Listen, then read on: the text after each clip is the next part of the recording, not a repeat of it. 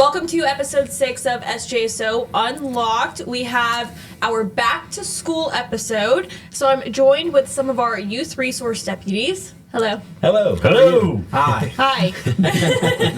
I'm excited because you all are very entertaining, so I feel like everyone's going to have a good time on this episode. But tell me a little about yourselves, when you started at the sheriff's office, a little bit of your background and all that. Okay, well, my name is Daniel Barnhart.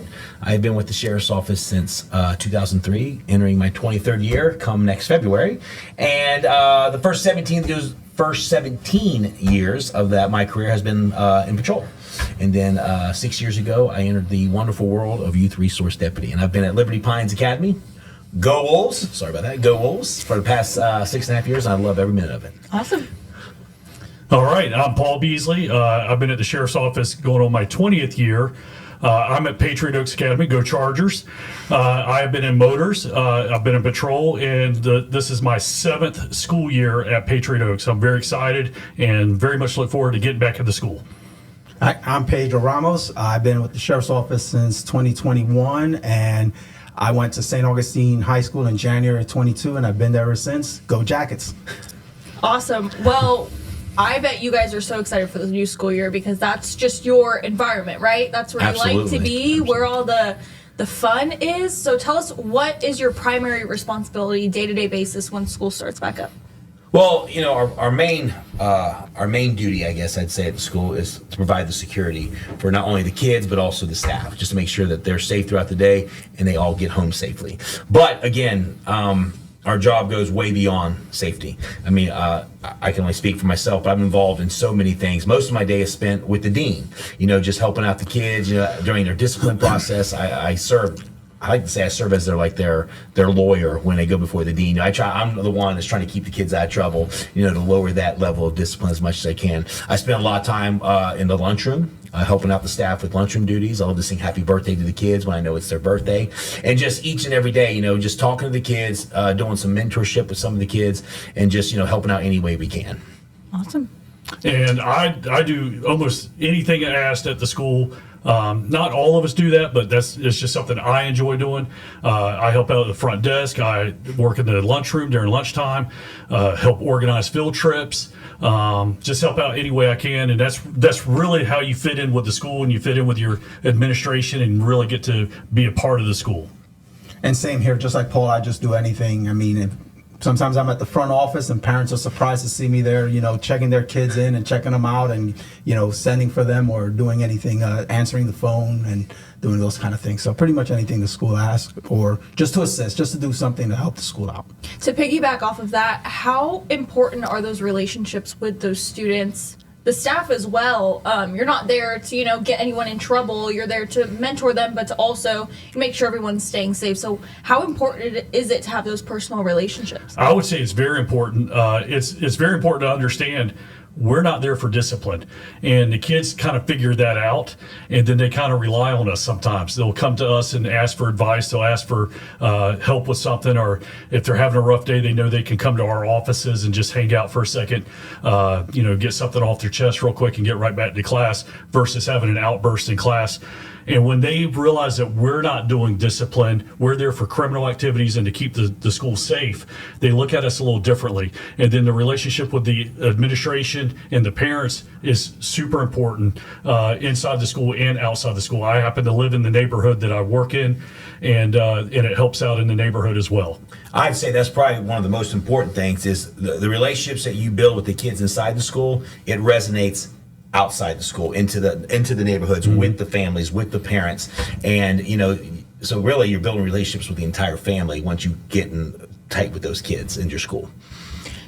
And the relationship, you can tell that when you build it, when you're, you know, walking down the street somewhere outside of school and you hear somebody yell your name from all the way across the street, yep. And you're like looking around and it's one of your students waving at you and the parents looking at you like, oh, that's who you Who are you waving at? Yes. So you're like a celebrity. I had a funny story. I went on a cruise last week, and first night of the cruise, I'm in the auditorium watching the first night of the shows, and I looked down like, there's one of my 8th graders right there. When he saw me, I saw him. It was like a big old reunion. It was amazing. It really was. Literally last night, me and my wife were walking our dog, and a guy pulls up to the stop sign, and I wait for him to go, so that we could walk the dog across the intersection. He rolls down his window.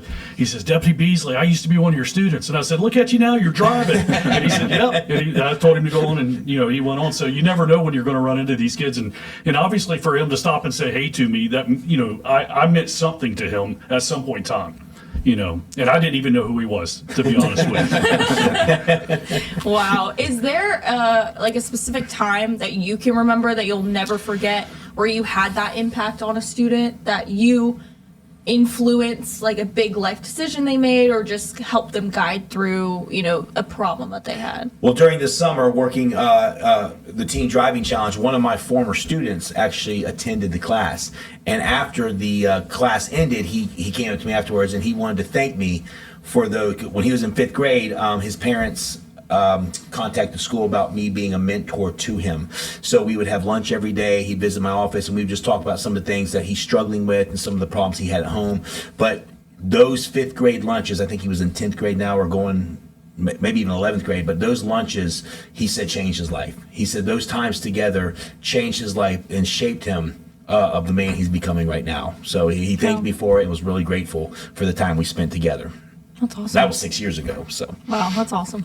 I would say for me, when we go on field trips, I go on the DC trip every year. We just started a New York trip, our grad venture. I pass out my phone number to every kid. I want them, if something were to happen, if they were to get lost, I want them to have my phone number. I always say, call me, I'm here. Calling your parents from DC is not going to help you. Call me and let's figure out where you are, if we lose someone. Thankfully, we've never lost anyone. But with that, as these kids move on to high school, because these are all 8th graders, they continually text me and call me, and even to the point where they're out of school. And I have, one kid, Xander, he still to this day, he's been out of high school for 2 years now, and he still texts me and calls me every once in a while just to check on me. So pretty cool. And I had a student that wanted to drop out at some point, she was happy that I was able to get her the resources and everything that she needed, and she couldn't believe that she made it through and and graduated. And I remembered meeting her as a freshman and having she had a rough time, and at one point saying she wanted to drop out, and first thing I did was get deans, get the counselors, get everybody together. Let's talk to this student about not dropping out. And this last year she graduated, class of 25. Wow. What about when you see, from your high school perspective, you see those students, they come into high school, they're the new kids around town, and then they graduate, and you get to see their transformation over the Besides years. the shock that they come into school looking like they should go back to middle school, like this big, to you're looking up at them when they graduate. Yep. Yeah, I mean, it's a thing to see the kids come in as freshmen and see how much they mature, how much they've grown, and they'll tell you themselves, I've come a long way, and thanks for being there for me and understanding. And that's working in a K through 8. That's what it's amazing, because you get these kids coming as kindergartners. I mean, just tiny little children, and then they leave as 8th graders, and you see them down the road when they graduate. You're like, man, I saw you when you were just that big. It's amazing. It is. It's amazing. It's an amazing thing to see and watch. Is there a day of the job that you'll never forget? Oh my gosh, yes. I have to say mine. It was my first. I've never been to Washington D.C. before, ever. So I remember when I was told, hey, you get to go on a free week-long Washington, D.C. trip. So I was like, great, kind of nervous, taking a bunch of 8th graders. But I'll never forget stepping off the bus that very first time ever and seeing the U.S. Capitol. Wow, what a breathtaking, great experience just to see our nation's capital for the very first time. And because of my school, I got to do it. So that's something I'll never forget. It's a great city. Absolutely. Mm-hmm. Mine was, I had just gotten off the road and was brand new YRD. I was at a elementary school, and in the cafeteria, and the little girl is crying, and here I was going to come be a hero, right? So I run up to the little girl and ask her what's wrong, and poor thing was crying because there was no jelly in her peanut butter and jelly sandwich. It made me realize that the job was different. It needed a different mentality, but it's a day I'll never forget. What'd you do to make her feel better? I tried to find some jelly for her, and then finally the teacher just came over and was like, it'll be okay. But I try to find jelly, though. Mine's just honestly every day, every school year, there's something that happens that you're just like, that's pretty cool. Whether it's something with a teacher, whether it's something with a student, sometimes it might even be a parent. There's just something that happens, and you really help somebody, and they're appreciative of it. So. Is there a difference between youth resource deputies and patrol deputies? There's a big difference. Just like Pedro was saying about that little girl, he thought he was going to save the day, because when you're out on the road, when you're on patrol, I mean, that's what you're doing. You know, you're basically saving the day. Well, to this little girl, all she was missing is some jelly. So he knew right then, we all knew right away, as soon as you step into school, it's just a different type of responsibility, a different type of saving the day, you know. And the thing with our job is again, you're dealing with kids. You're dealing with kids. Not all the time, though, because when you deal with these kids, you're also dealing with moms, dads, aunts, uncles, grandmas, grandpas. So you're still dealing with a lot of the adult side that you would in patrol, but it's just kids every day. But it's just a different type of being a hero, basically. But just and as doing important. the right thing. Oh, Yeah, absolutely. absolutely. If not more. I would say that one big difference I noticed is when I was on patrol, I would go to a call, I'm there 35, 45 minutes, and then I would leave and I'm done. Unless I get called back to that house or I just end up over there for some reason 3 months later, that house is kind of done for me. Whereas in the school, if something happens or just every day, I'm there every day. I'm there from the bell in the morning to the bell in the afternoon, and I'm going to see that kid every single day. And that situation doesn't just disappear now. Now I'm a part of it. Now I have to follow up on it. Now I have to, kind of see it through. I might see their mom or dad coming in the front desk, and so for us, you are truly building relationships with the community, and you're almost forced to. But it's not a negative thing. It's a positive. So I think that's one of the biggest differences to me. Yeah, the relationship is there, and you see them. You can ask them how they're doing. You can see, how they're doing now after what occurred a week ago, and a month later you can ask them how things are going. So you have that ability that you're constantly in these kids' lives in a positive way, even though something happened back here and you had to do something about it. Now you're with them positively, asking them how they're doing and helping them as much as you can. Because our camaraderie comes with the staff. Our camaraderie comes with the kids. We don't have a patrol shift that we're meeting up with for lunch, dinner, sitting around and talking with a group of our own people. Now we're with teachers and staff and kids. So, and like I said, that's where those relationships come from, because those are our coworkers. That's our patrol shift is inside that school. And at the same time, we're also by ourselves. Yeah. When something goes down, I'm by myself. You gotta figure it out. until the cavalry gets there. So there's some differences for sure, but like you said, definitely equally as important. Yeah. What about spirit days and sports games? You all have the opportunity to take part in those. What's the funniest, craziest thing you've ever taken advantage of doing? Well, that's one of the best things I think being part of a school is being a part of that thing. Like, we're the wolves. I'm a wolf through and through. I bleed blue and green, So being a part of the basketball games, the volleyball games, going to the football games. I want to sing the national anthem. One of these days, I'm going to sing the national anthem at one of the games. I just have not gotten the courage to do it. But hey, if I can do this, I can do anything. So, but what I do is I like to follow around the mascot, and we'll get the crowd going up just by doing funny antics with one another. So, but that's the best part about being in school is being a part of something, being part of a team. It really is. It's really awesome. Oh my gosh. I'm sure Donnie will let you sing the national anthem. Donnie's his You want to principal. sing it for us right now? I would say for me, the sports are and the spirit days are absolutely the funnest. Whether it's our charge-a-thon, whether it's raising money for the PTO, whether it's sports. Our schools are very close to each other. We're literally maybe a half mile apart, and they're very competitive with each other. So obviously we talk trash back and forth during basketball and volleyball season, and how our girls and how our boys are doing. And then even to see them move on to high school and to see those kids continue is pretty cool. That's how Paul lost his hair. He lost his head. So. And one of the charge-a-thons, I shaved half my goatee and had to walk around the whole day like that, to raise some money. Oh my gosh. So for the PTO, but it is what it is. I look forward to the times to be able to dress up. One Halloween, myself and one of the deans got to dress up as Mario and Luigi. So I shaved my beard, kept the mustache. He's tall and lanky. I'm kind of short and a little stocky, so it kind of worked out. The kids loved it. The kids We want to see pictures. Yeah, we're going to insert as many pictures as we can of these. That's amazing. And during the summer, you're not, bored, but you're preparing for the new school year. You're getting students prepared, driving. Tell us about some of those things that you all participate in during the summer. Well, the good thing about the summer program we're involved in, we kind of go from the classroom setting just right back to another classroom setting through the teen driving program. What an amazing program. We started it last summer, and again, what a difference it's made in some of these kids' lives, because, they come to an 8-hour day here at the sheriff's office, and they get to not only receive some classroom instruction, but also get to go on the track with their cars. So Teen Driver Challenge, that's a program for high school age students? So it's put on by the FSA, the Florida Sheriff's Association. Almost all 67 counties participate in it. We started last year, and since last summer up till now, we put over 500 kids through it. We did over 158 this summer. It's a teen challenge. It's from 15 years old to 19 years old, and you have to have a license, either a learner's permit or a regular driver's license.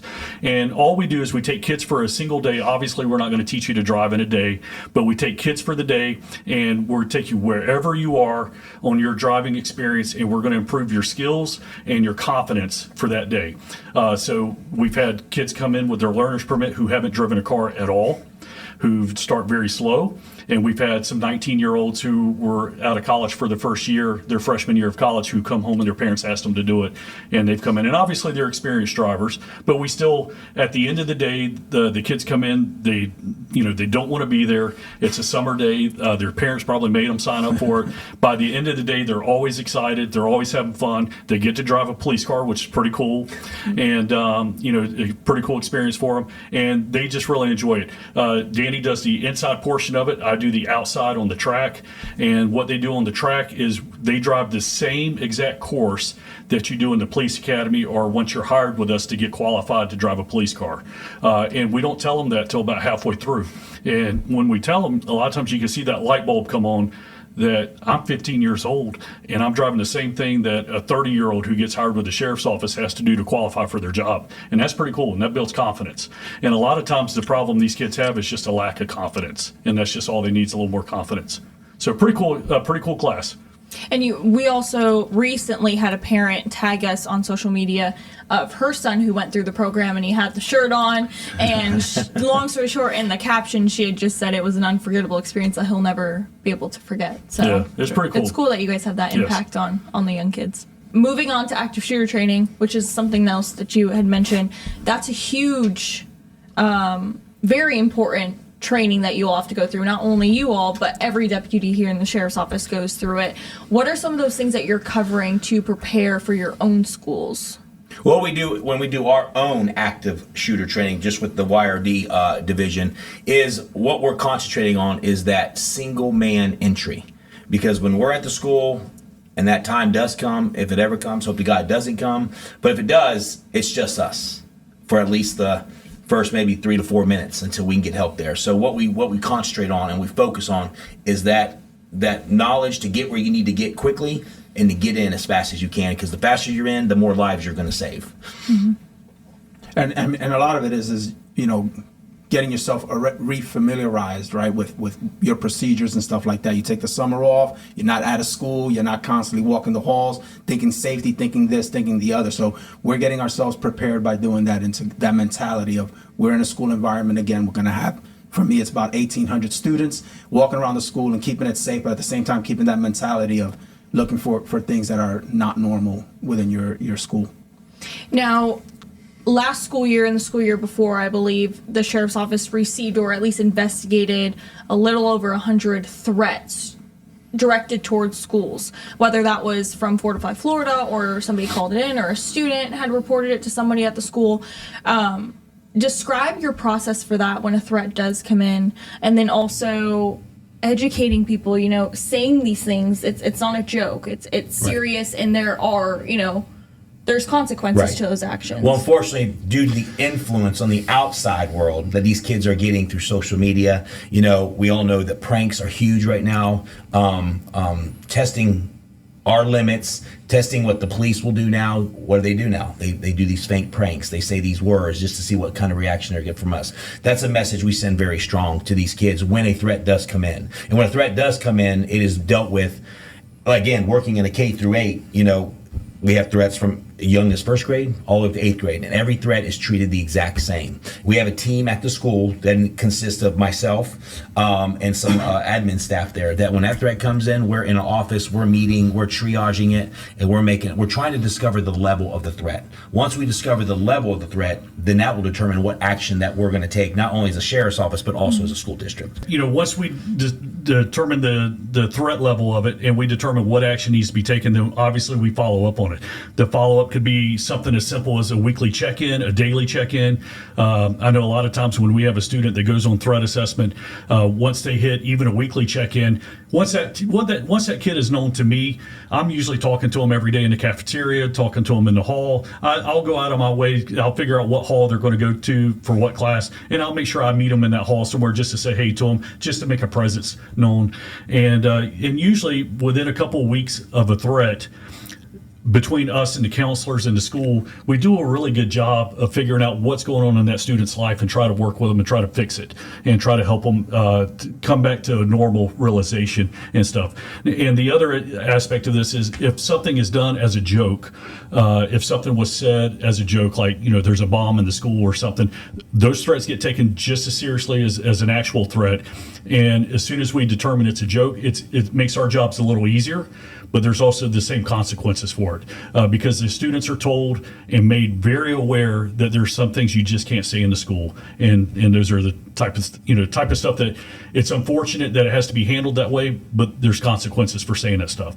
And the great thing about the whole program is that you're not taking everything upon yourself. I mean, I have a large team. I have 3 counselors, 3 deans involved, one of the assistant principals. So we all get together. So it's not just me trying to make a decision and hope that I made the right decision. We're all getting together. The counselors are talking about, what kind of history the child has, what kind of history do I get from the criminal side, what kind of disciplinary history we can get. And we all get together and try to make the best decision, both for the safety of the school, but also for the child. I mean, they all need help too. I mean, we just don't say, oh, you made this threat, now we're going to, do everything we can to make it impossible for you to do anything, but we get them the help, and then we put in support systems to assist. Yeah, the state of Florida, the sheriff's office, and the school district, we do a really great job of making sure our kids stay safe and every threat is looked into thoroughly and the actions taken swiftly if needed. So what's your advice to students, maybe even those anonymous threats that come through, maybe someone from out of state that thinks they can say something and get away with it? What's your advice? Well, those threats are definitely harder to handle because they come from out of state, sometimes out of the country. And usually when we get one of those, we start seeing them pop up at several schools around. And how they picked St. Johns County, how they picked Patriot Oaks or Liberty Pines or St. Augustine High School, we have no idea. What made you pick that particular school? We don't know, but for whatever reason, that was the one chosen. But usually, when we see something that's that random, it usually pops up at multiple schools, and then maybe we'll even get information from Clay County or Duval that is happening over there as well. But we have a whole group at the sheriff's office that looks into that stuff, and they can filter through social media, they can filter through text messages and emails, and they can start figuring out where this stuff's coming from and really work the back end of it, and the investigative side of it versus us being at the school where we're kind of limited on that. We're there with the kids to keep them immediately safe. Sometimes we have a harder time with the investigative side of it. And the good thing about it is if we determine that when the threat comes in that is no longer needed, law enforcement is needed, the school does a really good job of still levying some pretty strict discipline on these kids. Just because they might not be getting it from the law enforcement side, the school's definitely giving it to them. So it doesn't just stop just because we step out of it. Wow. Moving on to e-bikes. It's been a huge topic over the summer. They're all over the county. We've had accidents involving e-bikes, traffic infractions involving e-bikes, and a lot of these drivers are kids under 16 that don't have a driver's license. What advice can you give to them as our deputies on patrol are out enforcing those laws? Well, again, it's like we just got the golf cart thing kind of figured out. Although it's still a problem, it seems like we got a handle on it here. What pops up? e-bikes. What are our kids jumping on? E-bikes. I mean, and that's the thing. These are kids we're dealing with, and they have a fun, new, shiny, fast toy, and so they want to get out there. They want to go fast. They want to show it off. But unfortunately, they have got to, not unfortunately, they've got to follow all the same rules as you would in a vehicle. When you come to those stop signs, when you come to those crosswalks, when you come up to those yield signs, you got to pay attention because, a lot of times these kids think cars are just going to stop for them. They know they're coming, they're going to stop. When you're that age, the world revolves around you, right? But however, we've done a really good job this summer getting out there in force, not only with the youth resource, but patrol, traffic, everybody, and getting out there and educating these kids. And we got programs implemented this year that we're going to present at our schools to do the exact same thing, take it a step further and let these kids know, hey, this is still serious, and we're going to put it in your brain every single day so we can save each and every one of you. And that's a training, right? That Yes. every student will go through? So we actually did a presentation today to all our youth resource officers. And it's a presentation that will be taught to every 6th, 7th, and 8th grader in the county as school begins. And we're, this is new to us as well, so we're learning about it too. We're not e-bike experts by any chance. But the one thing I'll add to what Danny said is this is also something that parents need to really pay attention to. Parents can have great intentions by their students. The proper e-bike that would be acceptable for their levels, which is a max motor of 750 watts. And the kids can go on the internet and figure out how to circumvent the governor or the speed limiter and change it, to 1,000 watt or 1,500 watt e-bike, which now it can go instead of 20 miles an hour, which is what the law says it could do. Now it can do 40 miles an hour. So there's some help on the parent side with this as well to make sure that their students are doing the right thing, making sure they're wearing helmets, make sure they're following all safety procedures and talking to them. You wouldn't give your kids a key to a car without some training or some experience or some instruction. You have to look at this e-bike as the same thing. And you have to give them, you can't just say, hey, here's your e-bike for your birthday that does 45 miles an hour and I'm not going to tell you anything about it. You have to give them some instruction and some guidance with that.